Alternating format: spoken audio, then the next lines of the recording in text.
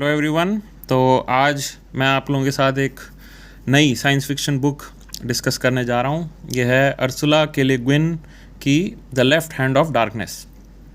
नई तो मतलब ये मेरे लिए नई थी। ये 1960s के एंड में आई थी बुक और साइंस फिक्शन की मास्टरपीस मानी जाती है। ये देखिए यहाँ लिखा है winner of the Hugo and nebula awards. तो ये साइंस फिक्शन की फील्ड में मतलब काफ़ी ऊपर उनके ऑस्कर समझ लीजिए, और ये बुक दोनों ही जीती हुई है। तो मैंने सोचा इसको चेकआउट करते हैं कि भाई इसमें क्या इतना स्पेशल है। तो इसको पढ़ने के बाद गाइज मैं कह सकता हूँ कि हाँ, ये बहुत ही यूनिक बुक है साइंस फिक्शन के फील्ड में। और अर्सुला जी के बारे में कहें तो इनकी मृत्यु 2018 में हुई थी, और तब मुझे इस बुक के बारे में, क्योंकि टाइटल काफ़ी न्यूज़ में भी आया था कि इन्होंने जो बेस्ट बुक्स लिखी हैं basically the left hand of darkness, तो ये मेरे दिमाग में काफ़ी टाइम से रहा था कि बड़ी अजीब सा टाइटल है लेफ्ट हैंड ऑफ डार्कनेस। अब पढ़ने के बाद मैं कह सकता हूँ कि हाँ, इन्होंने बहुत ही अच्छी एक बुक लिखी है। इस बुक का प्रेमिस क्या है, स्टोरी का मैं सिर्फ प्रेमिस बता रहा हूँ, पूरी स्टोरी आप खुद पढ़िएगा। ये 300 पेजेस की है, ज़्यादा बड़ी नहीं है, और ओवर टाइम ये सिंपल होती जाती है। शुरू में थोड़ा सा आपको लग सकता है, झटका सा लग सकता है, क्योंकि जो स्टोरी टेलिंग का इनका तरीका है कुछ मुझे लगा थोड़ा, अगर आपने रॉशोमोन इफ़ेक्ट के बारे में आपको पता है, या रॉशोमोन मूवी जो आपने कभी देखी हो, कि एक ही इवेंट को मल्टीपल व्यू पॉइंट से बताना, वो हालांकि बहुत बाद में आता है इसमें, लेकिन शुरुआती कोई भी साइंस फिक्शन स्टोरी जब होती है, वो जो राइटर है वो आपको एक बिल्कुल नई दुनिया में ले जाता है ना। तो उसके बारे में आपको ज़्यादा पता नहीं होता है, तो थोड़ा सा उसको समझने में थोड़ा टाइम लग सकता है। बट एक बार आपको जब उस सोसाइटी के बारे में पूरा समझ में आ जाता है, तो ये बुक बहुत ही ईजी है, और फिर आपको बहुत मज़ा आएगा इसको पढ़ने में। तो मैं इसका प्रेमिस बता देता हूँ जल्दी से। इसका प्रेमिस ये है कि यूजुअली जैसे साइंस फिक्शन स्टोरीज़ में दिखाया जाता है कि एलियन इन्वेजन हुआ, कहाँ होता है, यूजुअली धरती पे होता है। कौन करता है? एक एडवांस्ड एलियन स्पीशीज़ जो हमसे बिल्कुल अलग दिखती है, जो वायलेंट है, जो एक एडवांस स्पेसशिप पे आई है ना। उनके पास ऐसी टेक्नोलॉजी जो हमारे पास नहीं है, कुछ ऐसा ही आपने देखा होगा। तो ये बुक जो है बिल्कुल उसका उलट कर देती है कि इसमें जो एलियंस हैं वो एक्चुअली हम हैं, और इंसान थोड़े टेक्नोलॉजिकली ज़्यादा एडवांस हो चुके हैं, और इवन मेंटली भी उनके पास एक तरीके से कुछ कह सकते हैं मेंटालिक्स की पावर है, जो आपको अगर फाउंडेशन बुक के बारे में पता हो आइजैक एसिमोव की, या शॉर्ट में कहूँ मैं तो टेलीपैथी टाइप की पावर जो है, उस पर इंसान काफ़ी हद तक आप कंट्रोल कर सकते हैं। तो हम एक एलियन स्पीशीज़ हैं जो दूसरे प्लैनेट गए हैं। यहाँ पे उस प्लैनेट का नाम गैंथन करके है। उसको हमने शॉर्ट में विंटर बोला हुआ है, विंटर नाम रख दिया उसका, क्योंकि वहाँ बहुत ठंड रहती है। ये कवर पे भी आप देख सकते हैं, है ना। तो हम वहाँ क्यों गए हैं? हम उस प्लैनेट के जो राजा हैं एक तरीके से, उनसे हम डिप्लोमेटिक मिशन के लिए गए हैं, ठीक है। और हम उनसे चाहते हैं कि वो हमारे नेटवर्क से जुड़ें, ताकि काफ़ी ट्रेड और आइडियाज़ का जो लेन देन है वो हो सके, और बेसिकली ग्रो करें, एक तरीके से एक साथ ग्रो करें, गैलेक्सी पे कब्जा करें, जैसे भी है। तो ये हमारा गोल है बेसिकली, कि हम एक रियल वर्ल्ड अगर एग्जांपल देखा जाए तो जैसे डिप्लोमेट्स नहीं भेजे जाते दूसरी कंट्रीज़ की, आप हमसे कनेक्शंस बनाइए, ट्रेड बनाइए, दोनों का फ़ायदा होगा, कुछ ऐसे ही दिखाया है। तो ये जो नई प्लैनेट पे हम गए हैं, वहाँ पे ह्यूमंस जैसे ही दिखने वाले लोग हैं, हमसे थोड़ा कद में छोटे हैं, उनकी बॉडी थोड़ी सी हमसे अलग है दिखने में, लेकिन बायोलॉजी बिल्कुल ही अलग है। बायोलॉजी कितनी अलग है? बायोलॉजी इतनी अलग है कि अगर आपको स्नेल्स के बारे में कुछ आइडिया हो, हमारी धरती पे जो स्नेल्स होते हैं कुछ, या कुछ एनिमल्स और भी होते हैं, मुझे स्नेल्स का एग्जांपल अच्छे से पता है। तो उसमें कुछ स्नेल्स हर्मैफ्रोडिटिक होते हैं। हर्मैफ्रोडिटिक मतलब कि अगर दो स्नेल्स हैं, ठीक है, आप उनको देख रहे हैं और आपको पता नहीं चलेगा कि उनमें से कौन सा मेल है कौन सा फीमेल है, क्योंकि नॉर्मल स्टेट में वो दोनों ही स्टेट में होते हैं, एक तरीके से मेल भी हैं फीमेल भी हैं। एक पर्टिकुलर टाइम जब मेटिंग का आता है, तब दो स्नेल्स आपस में जब आसपास आते हैं तो कुछ केमिकल चेंजेस होते हैं, है ना, और ऑलमोस्ट रैंडमली उनमें से एक स्नेल मेल बन जाता है उस वक्त के लिए, उस मेटिंग पीरियड के लिए, और जो दूसरा स्नेल है वो ऑटोमेटिकली फीमेल बन जाता है। तो फिर वो बेसिकली मेटिंग करते हैं, उनको जो फीमेल है वो एक तरीके से वो बच्चे देती है, और फिर बाद में ये दोनों अपनी नेचुरल स्टेट जो थी उसमें चले जाते हैं। तो इस टाइप का जो जेंडर दिखाया है, जो हमारे मतलब जो नेचर से हमें देखने को मिलता है, वो ही इन्होंने उस सोसाइटी में, जो गैंथियन सोसाइटी है, उसमें उस टाइप के इंसान दिखाए हैं। अब इतनी अजीब जेंडर को दिखाने का फ़ायदा क्या है, आप ये सोच सकते हैं। तो जहाँ तक मुझे समझ में आया, ये एक तरीके से हमारी जो सोसाइटी है, जो जहाँ अर्थ पे जिस तरीके से ह्यूमंस, बायोलॉजी में इसको डायमॉर्फिज्म कहते हैं, जो हमारे यहाँ जो ह्यूमंस में, मैमल्स में जो डायमॉर्फिज्म देखने को मिलता है, उसकी वजह से एक पैटर्न चला आ रहा है ना, ह्यूमन हिस्ट्री में, सोसाइटी में, कि मर्द जैसे ज़्यादातर साइज़ में बड़े होते हैं, पावरफुल होते हैं फीमेल से।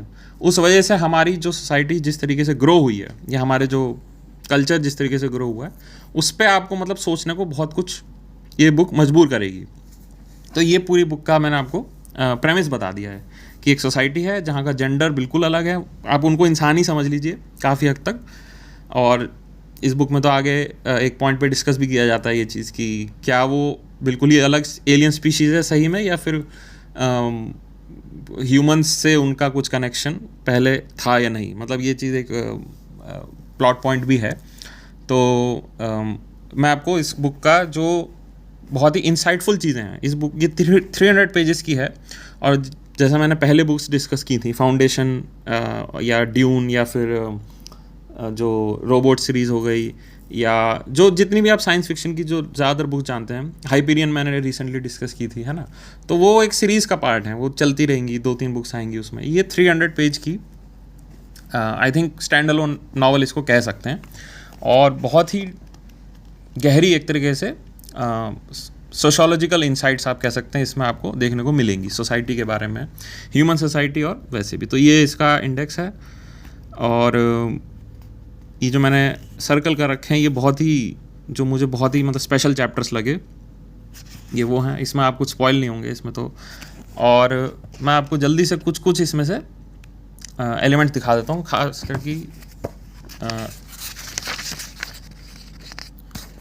ये मैंने एक तरीके से अपने लिए ही बनाया था, उम्मीद है आप देख पा रहे होंगे। इसमें ये बीच में है गैंथियंस, हाँ, तो ये बीच में है गैंथियंस, जो जिस प्लैनेट की हम बात कर रहे हैं, वहाँ के जो लोग हैं। तो देखिए, अर्सुला जी के जो फादर रहे हैं, आई थिंक वो बहुत बड़े एंथ्रोपोलॉजिस्ट रहे हैं, है ना, एंथ्रोपोलॉजिस्ट जो सोसाइटी को स्टडी करते हैं, कल्चर्स को स्टडी करते हैं। तो वो इनकी इस नावल में साफ दिखता है, वो जो इन्फ्लुएंस है उनके फादर का, या उनका खुद का ही होगा, वो खुद भी काफ़ी पढ़ी होंगी इन कल्चर्स को। धरती गई काफ़ी डिफरेंट रिलीजन्स और कल्चर्स की झलक आपको इसमें देखने को मिलेगी। इवन इंडियन कल्चर, जो वेदांत हो गया, बुद्धिज़्म हो गया, मुझे तो दिखी इसमें, जो जिस टाइप के रिलीजन्स इसमें डिस्कस हुए, जिस टाइप की बातें डिस्कस हुई। चाइनीज़ फ़िलासफ़ी आपको देखने को मिलेगी इसमें, एब्राहमिक रिलीजन्स जो हो गए, वो मतलब कुछ झलक आपको हर जगह की दिखेगी। मैं आपको इसमें आपको एग्जांपल भी दिखाऊंगा अभी बीच में।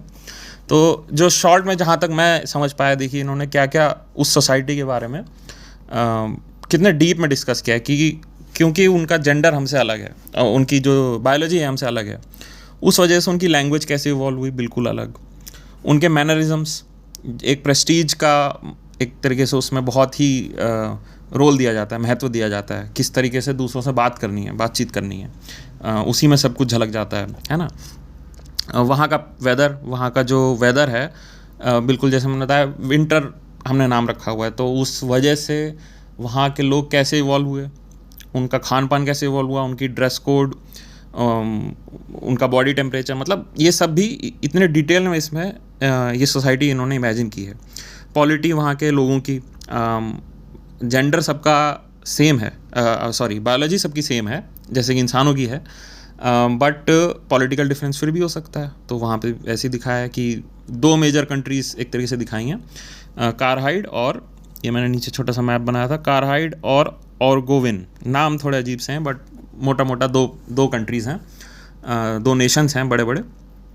और कुछ मुझे लगता है कि ये जो अर्सुला जी के टाइम पे जो यूएस और यूएसएसआर था, कुछ उसकी झलक मुझे देखने को मिलती है उसमें। खैर, क्लोथ्स हो गए, क्लोथ्स बहुत ही यूनिक हैं, है ना। फ्लोरा एंड फौना, वहाँ का जो वेजिटेशन है, वहाँ के जो एनिमल्स हैं, इसमें एक चीज़ बहुत ही यूनिक दिखाई है, जो यूनिक कह सकते हैं या सिंपल सी इंसाइट कह सकते हैं कि उस प्लैनेट पे कोई उड़ने वाला प्राणी नहीं है, कोई कोई कोई बर्ड्स नहीं है, कोई लार्ज इंसेक्ट्स नहीं है जो लंबे समय तक एक तरीके से हवा में रहते हों। तो वो सोसाइटी, गेंथियंस की सोसाइटी ने ट्रांसपोर्टेशन तो इवॉल्व कर लिया है, उनके पास गाड़ियाँ हैं, स्लेजेस हैं एक तरीके से। तो लेकिन उनको, क्योंकि उन्होंने आज तक कभी उड़ने वाली कोई चीज़ ही नहीं देखी, तो उनके यहाँ कभी फ़्लाइट का कॉन्सेप्ट ही नहीं आया। मतलब अगर वो चाहते भी तो भी वो फ़्लाइट का कोई डिवाइस नहीं बना सकते थे। उसको वहाँ के गेंथियन को मतलब इंसान समझा रहा है कि हमारे पास तो फ्लाइंग कार्स हैं, तो कह रहा है फ्लाइंग क्या होता है। फिर उसको लगा कि अच्छा कुछ ग्लाइड करना मतलब कुछ समय तक हवा में रहना, उसको आप कह रहे हो जैसे कूदते हैं, तो वो कह रहा है नहीं, फ्लाइंग एक डिफरेंट एक्टिविटी है। मतलब कैसे आप समझाओगे किसी को वो कॉन्सेप्ट जो उसने कभी देखा ही नहीं, है ना। तो ये एक बड़ा इंटरेस्टिंग सा असाइड था। खैर वहाँ की बायोलॉजी मैंने आपको बता दी, बिल्कुल ही यूनिक। और क्या क्या इसमें दिखाया गया था, लैंग्वेज, पैसिविटी, उनका जो पेशेंस का एक तरीके से बहुत बड़ा एलिमेंट है कि जिस माहौल में बिल्कुल विंटर जैसा माहौल हो बेसिकली, तो आप बहुत हड़बड़ी में भी कहीं रहेंगे नहीं। तो मतलब पेशेंट लोग दिखाएं, मतलब गेंथियंस इन जनरल। मैंने यहाँ पे लिखा नहीं, आई थिंक यहाँ रिलीजन भी लिखना चाहिए था मेरे को, क्योंकि उस प्लैनेट पे 2 या 3 I think major religions discuss किए गए हैं, जो मैंने कहा कि हमारे जो अर्थ के जो रिलीजन्स हैं वो उससे काफ़ी मेल भी खाते हैं और काफ़ी अलग भी हैं। तो और इसमें जो मेन एलिमेंट्स हैं, मैं आपको जल्दी से कुछ इंसाइट्स हैं मैं आपको दिखा देता हूँ, और उसमें आप खुद फिर आप देखिएगा कि ये बुक पढ़ने लायक है या नहीं। हाँ, ये है पेज नंबर 69 पे। ये यहाँ पे देखिए, well we come here to the fastness mostly to learn what questions not to ask.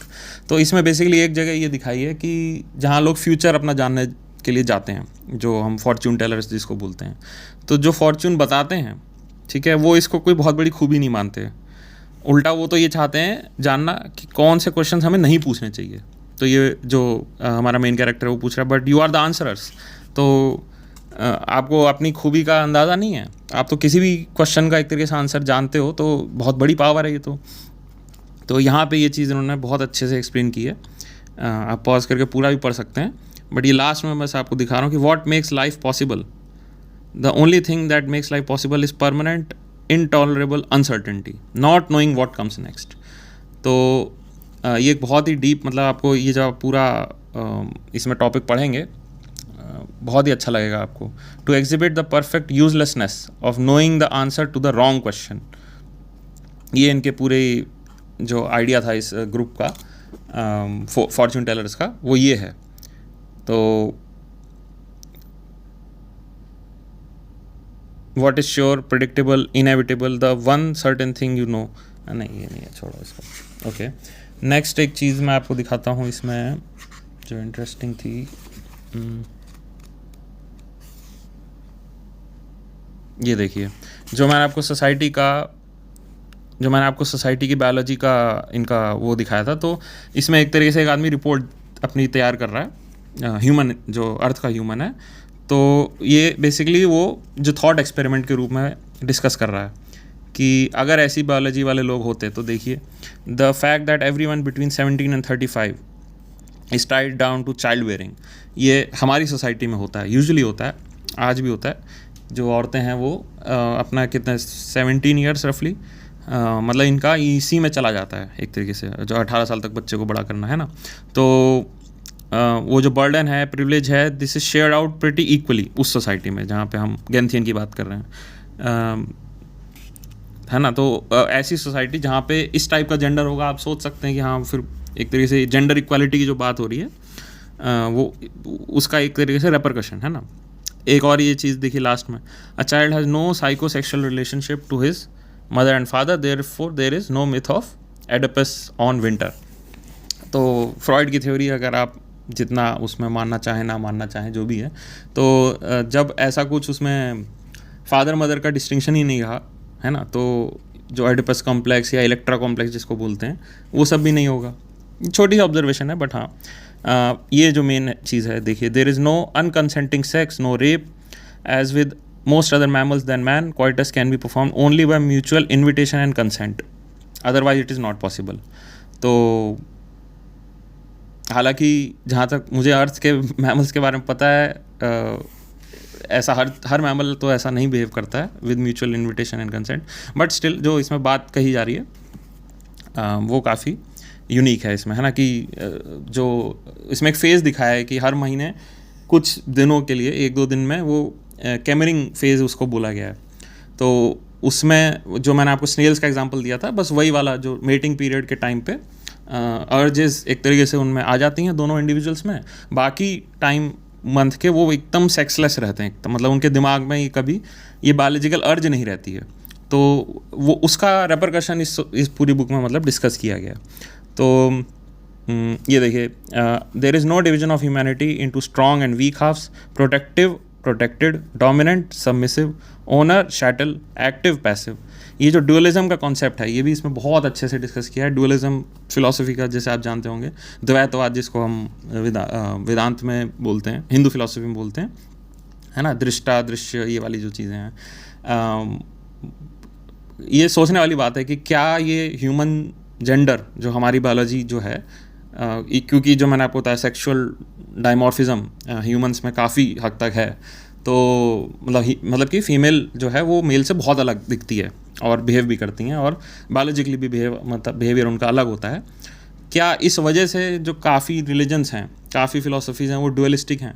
ये चीज़ में मतलब क्वेश्चन रेज करती हैं, क्योंकि इस सोसाइटी में डुअलिज्म भी है कुछ रिलीजन में, लेकिन एक जैसे अद्वैत टाइप की जो चीज़ है, क्योंकि इनके में जेंडर का कोई डिफरेंशिएशन नहीं है। तो आप सोच सकते हैं कि ऐसी सोसाइटी का अगर गॉड भी इमेजिन करना होगा तो वो एक तरीके से सेक्सलेस होगा। हालांकि धरती पे देखा जाए तो गॉड्स, ज़्यादातर मैं बात कर रहा हूँ, ज़्यादातर गॉड जो हैं वो मेल फीमेल के रूप में दिखाए जाते हैं। तो ये चीज़ मतलब इसमें काफ़ी यूनिक ऑब्जर्वेशन थी, है ना। नेक्स्ट मैं आपको दिखाता हूँ इसमें, हाँ ये देखिए, एक और जो बड़ी यूनिक इंसाइट इनकी दिखी कि एलिमिनेशन ऑफ वॉर, है ना। एलिमिनेशन ऑफ वॉर कैसे होगा कि जो अर्थ पे जो वॉर्स होते आ रहे हैं, इनकी थ्योरी ये है कि क्योंकि भाई जो मैन है he has a continuous sexual capacity, और वो जब ऑर्गेनाइज्ड सोशल एग्रेशन का रूप ले लेती है तो क्या होता है उसका, और ये सिर्फ मैन ही करता है धरती पे, उसको हम बोलते हैं वॉर या फिर वास्ट रेप। ये चीज़ बड़ी भयंकर सी इन्होंने इमेजिन की है कि वॉर को एक तरीके से वास्ट रेप के रूप में इमेजिन किया है, क्योंकि मोस्टली मैन ही गए हैं भाई वॉर पे ओवर द ईयर्स। और वॉर क्राइम्स के बारे में आप जानते ही होंगे, वर्ल्ड वॉर 1, वर्ल्ड वॉर 2, है ना, चाइना में जो नैनकिंग का हुआ, जापान ने जो कोरिया के साथ किया, ये सब मतलब अनगिनत एग्जाम्पल्स हैं इसके। तो ये इसमें बेसिकली ये चीज़ इमेजिन कर रही हैं कि अगर वो जो सेक्सुअल अर्जेस हैं उतनी जो मर्द और फीमेल को इतना डिफ्रेंशिएट करती हैं धरती पे, इस प्लैनेट पे नहीं है, तो उनकी सोसाइटी में लार्ज स्केल वॉर नहीं है। हाँ, लेकिन ये सोसाइटी हाईली कॉम्पिटिटिव ज़रूर है। तो इसमें ये प्रेस्टीज वगैरह के लिए जो गेंथियंस हैं वो करते हैं। They kill one another readily by ones or twos, rarely by, seldom by tens or 20s, never by hundreds or thousands. Why? इसका आंसर क्या हो सकता है कि लार्ज स्केल वॉर क्यों नहीं हो रहा है फिर उनके बीच में? ये एक तरीके से एक थॉट एक्सपेरिमेंट जैसा मैंने कहा।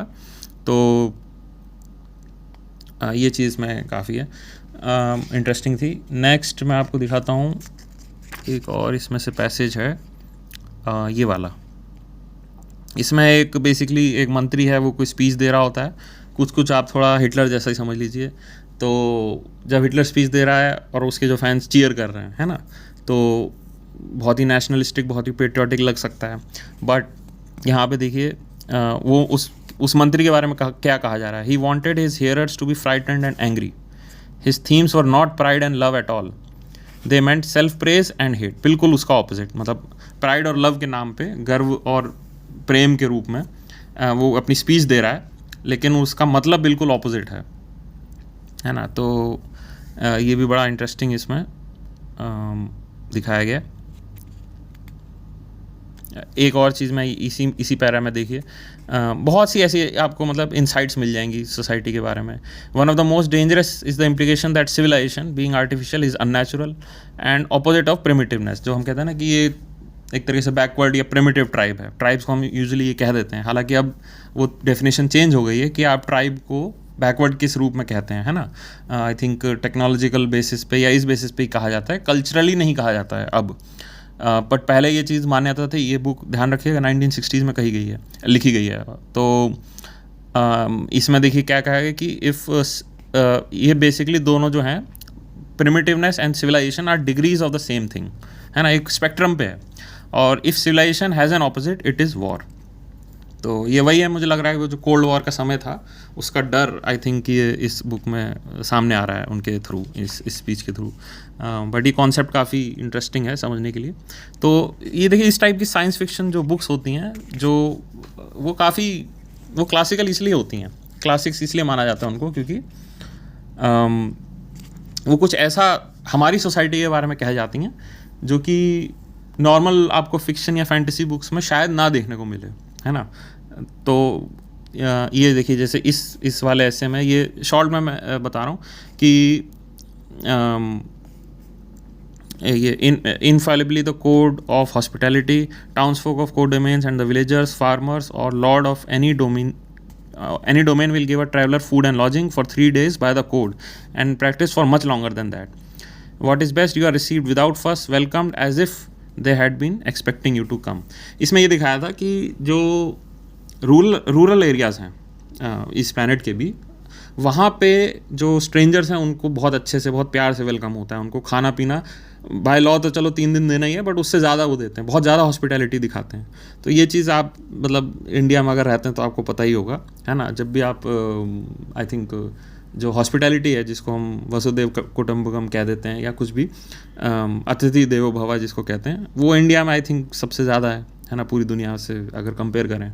और इंडिया में भी जो अर्बन एरियाज़ नहीं हैं, गुड़गांव और ये जो बहुत ही मेट्रोपॉलिटन एरियाज़ हैं, वहाँ पे हॉस्पिटैलिटी कम देखने को मिलती है। सब अपनी लाइफ में बिजी हैं, आइसोलेटेड हैं, है ना। पड़ोसी का नाम नहीं पता, उसकी फैमिली के बारे में कुछ नहीं पता। तो ये सब खैर ये चीज़ भी इसमें बड़ी अच्छे से डिस्कस हुई हुई है। और नेक्स्ट मैं आपको एक दिखाता हूँ। हाँ, नेक्स्ट ये इस पेज पे है 168, है ना। ये बस ऐसे एक छोटा सा कॉन्सेप्ट मैं आपको दिखा रहा हूँ कि इससे शो होता है कि ये इन्होंने कितनी रिसर्च की होगी या कितने कल्चर्स के बारे में पढ़ा होगा। ये उसी विंटर के प्लैनेट के बारे में बात कर रही हैं कि falling snow, new fallen snow, long fallen snow, snow after rain has fallen on it, refrozen snow, Orgota and Karhaidish have a word for each of these. In Karhaidish, they have, by my count, 62 words for the various kinds, states, ages and qualities of snow, fallen snow that is, है ना। तो basically snow के बारे में ही इतने शब्द हैं। अब ये चीज़ आपने कहीं और भी ज़रूर सुनी होगी कि एस्किमोस या आई थिंक कनाडा की जो ऊपर की जो ट्राइब्स हैं, जो ऊपर रहती हैं, या मैं भी ध्यान नहीं है, मतलब ग्रीनलैंड, वो जो नॉर्दर्न हेमिस्फीयर की कुछ ट्राइब्स हैं, उनकी भाषा के बारे में ही कहा जाता है कि 50 या 60 शब्द हैं उनके पास स्नो को ही डिफ़ाइन करने के लिए।